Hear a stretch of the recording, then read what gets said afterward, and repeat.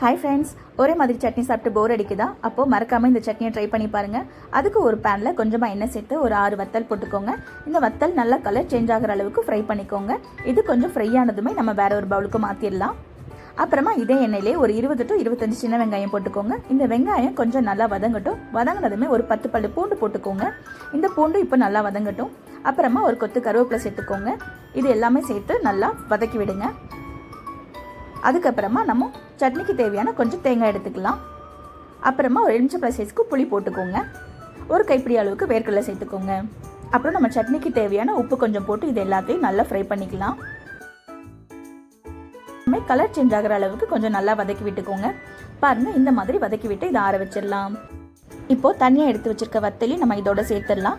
சேர்த்துட்டு இதை நம்ம மிக்ஸி ஜாரில் போட்டு அரைக்க போகிறோம். கொஞ்சமாக தண்ணி விட்டு அரைச்சி எடுத்துக்கோங்க. இந்த பதத்துக்கு அரைச்சி எடுத்துக்கோங்க.